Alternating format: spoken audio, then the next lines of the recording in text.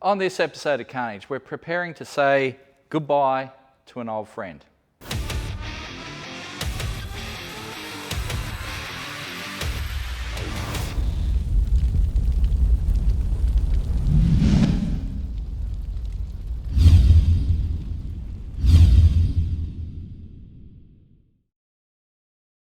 So, this is my 1970 VG Valiant Safari wagon.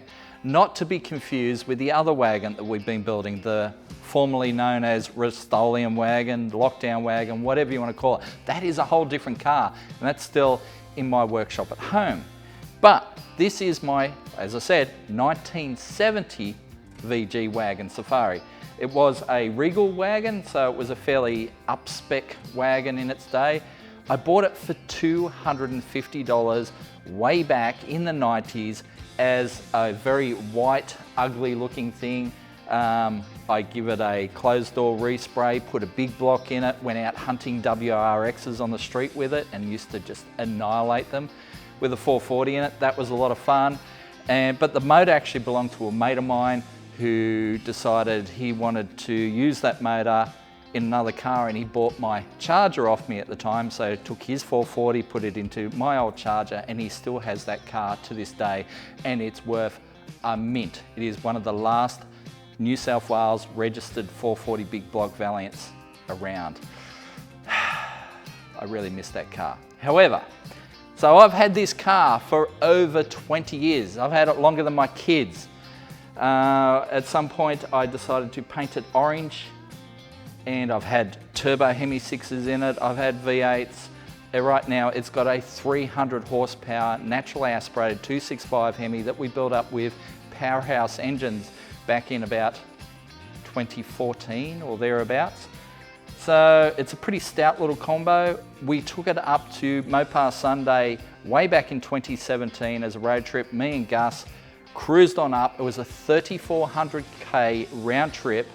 We drove it up there, ran 14 flat on the quarter, and then drove it home. Had a few problems along the way, but you've got to expect that when you take a car that hasn't driven anywhere in years and then do a massive road trip. We did that, we come back, and then I parked it again, and I have not driven it anywhere since 2017. True story. So it has been parked in the garage, it's been parked out of the garage, it's been rained on, there's had cats walking over it, it's covered in dust, and I'm really not doing much with it these days, you know, so I figure it's actually worth a little bit of coin. Why not sell it off and then put the money from this into the other wagon, which is tubbed, it's going to have its springs relocated, it's getting the Hemi V8 in it. It's kind of the wagon I've always wanted to build. This one, I love it. It's a great car, and it's going to make a great cruiser for someone. Like I said, 300 horsepower Hemi 6. It gets along. It's quicker than an E49 Charger or a XY GT, but it is time for it to go. So, with the power of Ryobi and probably some Heron Forbes as well, we're going to give it a very big tidy up, and then I'm going to put it on the market. It's going to be sad to see it go, but it needs to happen.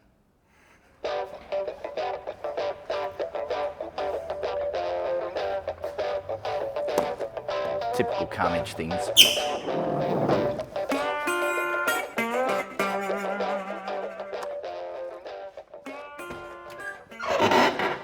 Typical squeaky Valiant things.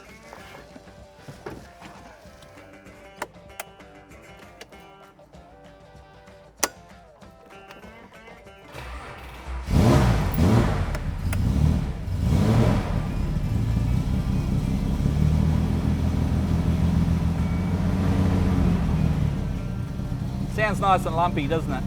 It's only got a hydraulic cam, but she's feisty.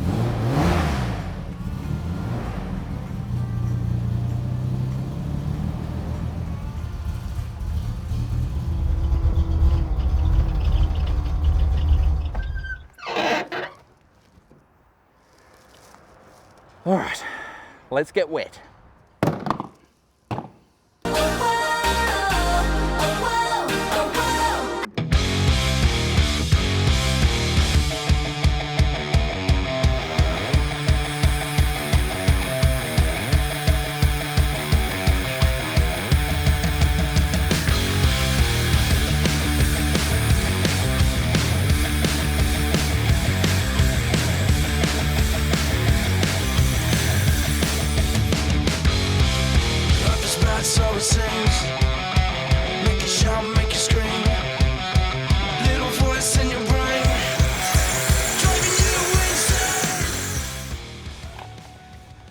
well, that's a good first wash. I think it'll get a couple more before we're done, but yeah, this thing certainly rips the dirt off.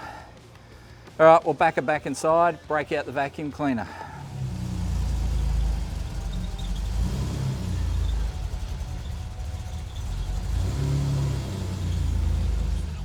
The tyre's looking a bit down, a bit sad. Let's make it happy.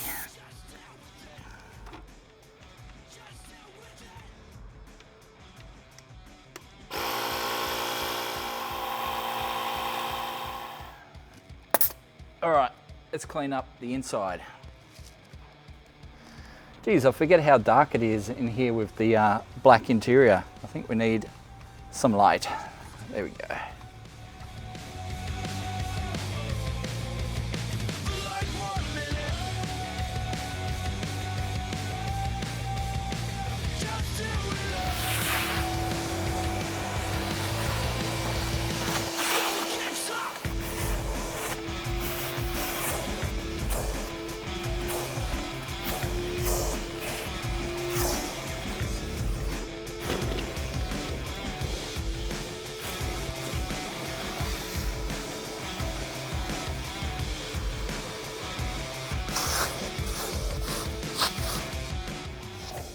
Well, our initial wash and vacuum has the car looking a lot cleaner now, but we're not finished there yet. But before we do the final polish and all that sort of stuff, I want to fix up our mismatch wheel problem. So I've got to whip off those rear wheels, take them down, get some tyres stripped and fitted. And then we need to start looking underneath. And I know there's some things I need to fix underneath before I hand this off to anyone else. Anyway, let's get those wheels off.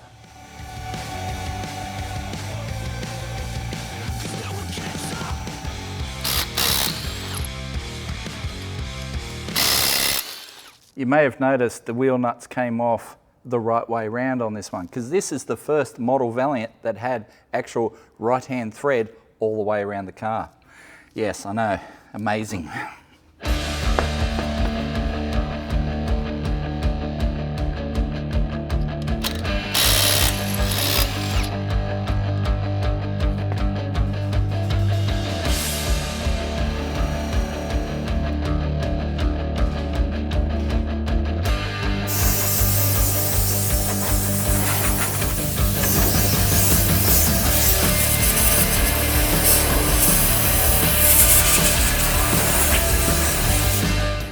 So while the tyres are off getting changed, I'm going to address a transmission leak that we have. Now, for those of you who have actually gone back and watched Carnage episode 8, where we actually take this car on a road trip, you'll know I changed the original trans pan for this unit from VPW. It's one of their RTS pans. It's been a great pan. It's a solid cast item. However, there is still a leak, and it's got nothing to do with the pan. I think it's actually leaking through one of these threaded bolt holes here, and I suspect that the threads have broken through to the inside of the case, which in that case, it's got nothing to do with the trans pan itself. We're gonna have to find a way to seal up those threaded holes. So we're gonna have to drain it out and see what's going on inside. So one of the great things I like about these pans is they all come with a drain plug. Makes it much easier to drain your fluid out. I mean, it's kind of self-explanatory, isn't it? But so many drain pans do not come with a drain plug. It's really annoying. I shouldn't call them drain pans, I should call them trans pans, but anyway. There it is. Wow, fluid's nice and clean, that's good. All right. We'll let that drain out for a bit and then we'll pull this sucker off. How about we move that off there?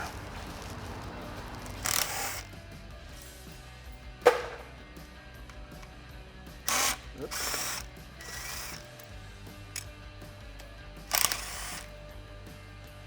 Oh, there we go.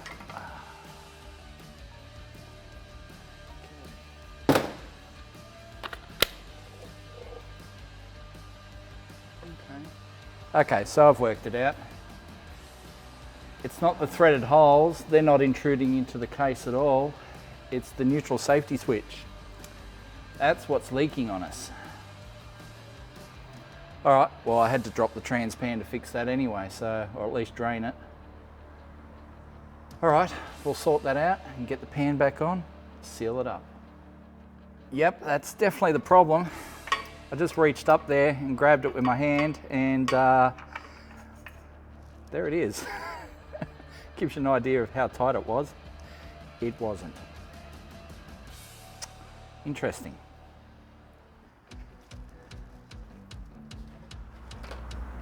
Okay, we'll poke this back up in here. Screw it in.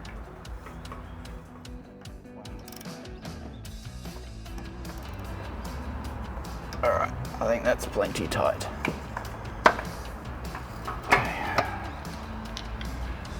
Right, now we can put the pan back on.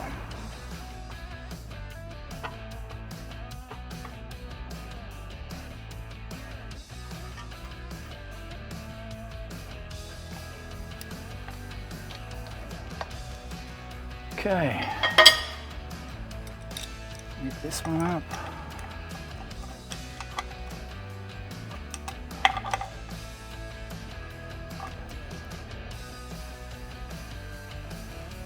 Well, it hasn't driven anywhere in 5 years, but it hasn't had an oil change in 5 years either, so it's probably a good time to do that.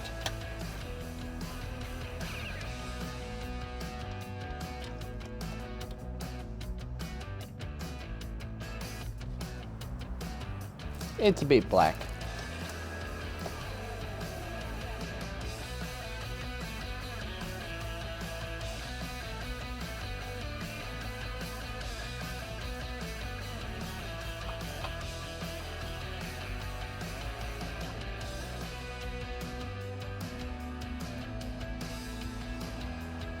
No, I'm gonna have to go from up the top side.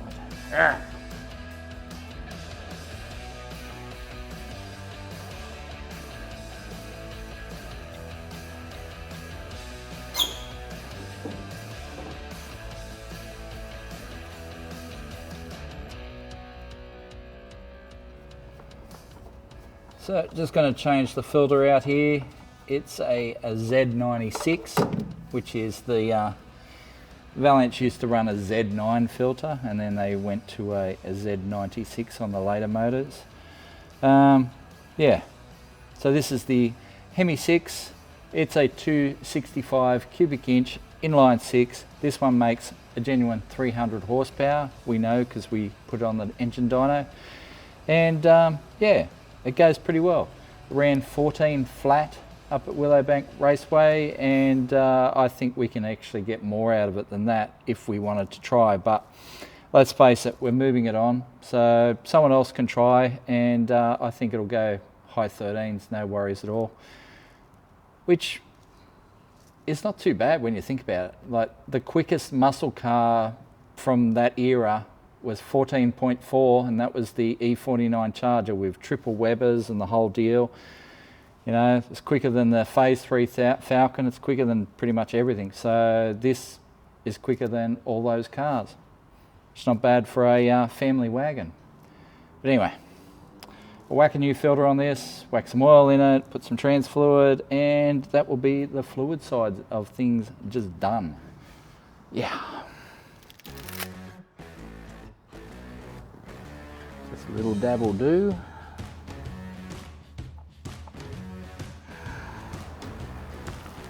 Okay. All right, filter is on.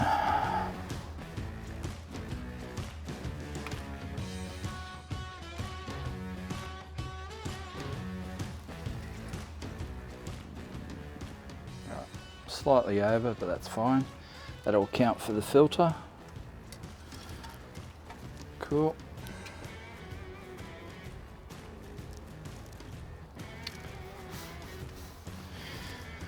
So you have to give the engine bay a bit of a clean up as well. It's all pretty dirty in here, but yeah, we'll do that off camera. But yeah, put some trans fluid in, we're done. Yeah. I'm gonna miss this old girl. She goes pretty well.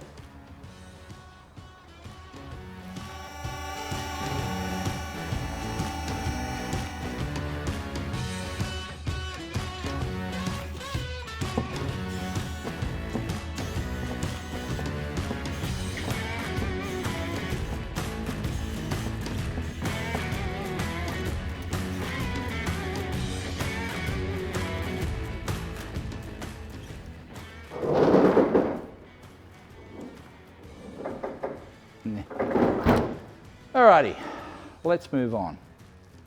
Okay.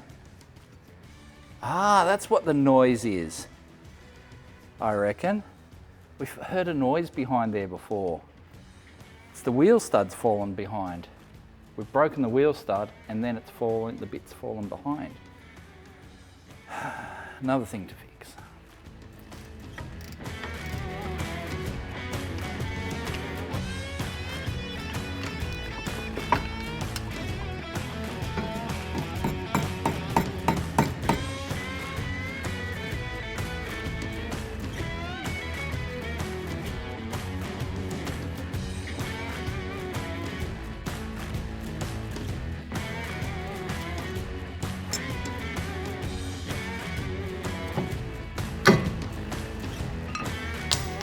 There they go.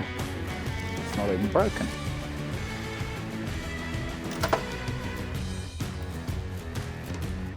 Grease looks nice and clean. So it should. It's only been there 5 years, so. Oh, I got 2 complete studs. Yay.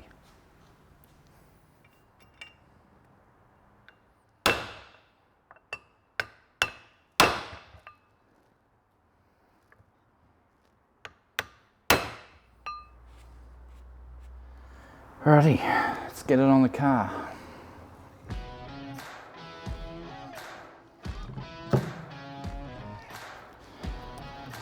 Just put some fresh grease in the bearing.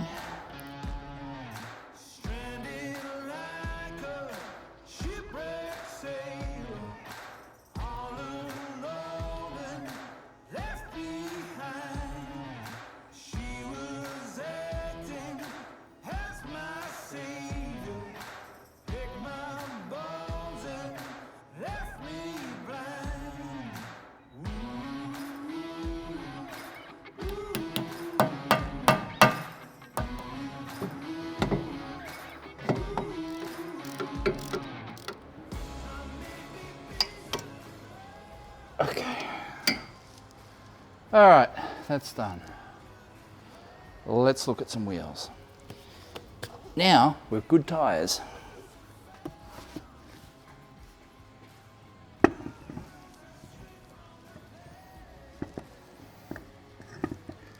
All right. Oh. Oh. Shit. Oh. I just stuffed up. I forgot, these are late model wheels. Late model stud pattern. Because I used to have late model brakes on the front of this thing. But I decided to change it back to early model stud pattern. So these rims have been sitting there. The wrong rims. That's why they weren't on a car. Damn it. Now I'm going to have to go dig out the other rims and put these tyres on them. Oh wow. So once again I've outsmarted myself. So the full story with these were the wheels that were on the front of this car many years ago, back when I had late model stud pattern on the front. So I used to have late model stud pattern on the front, and well, at one point I did have late model stud pattern all around. That's when we had the big block in it. We had a Dodge 8 3/4 diff in it and late model stud pattern front and rear, and all was good with the world. Then, you know, I sold off the 8 3/4 diff, put a standard diff back in it. So that gave me early model stud pattern on the rear and late model on the front. So when a couple of years ago I got it ready for that Willowbank trip, I decided to make it early model stud pattern all round, so I only had to carry one spare. And then these rims have been sitting in my shed since then. And then I just went and grabbed them out of the shed thinking, oh yeah, they're kidney mags. They'll match the other kidney mags. I'll get the tyres put on them, put them on the back. It'll have kidney mags all round. But these are late model. You can see by the stud pattern, 5 by 4.5 inch. Those are 5 by 4 inch. So not gonna fit. Bugger. I'm pretty sure I've got another set of wheels at home. I'll have to go dig them out, work out what I'm gonna do. But yeah, I just spent 80 bucks putting these tyres on these rims. That's 80 bucks down the drain.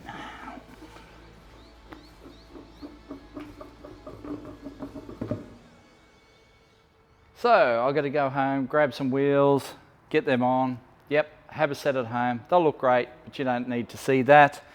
However, the car is looking a hell of a lot cleaner than it was. It's ready to go to a new home. I've still got some little touch-up things I'd like to do before we send it away. However, yeah, it needs to go. I need the money to finance other things because I've still got some stuff to do to Dad's ute before Mopar Sunday. And also the other wagon. I want to buy a whole 68 dart front clip for that other wagon. New sheet metal for the whole front end. That'll cost me about 5 grand, I reckon. So I need to get rid of this so I can get that. And you're going to see all that in future episodes of Carnage.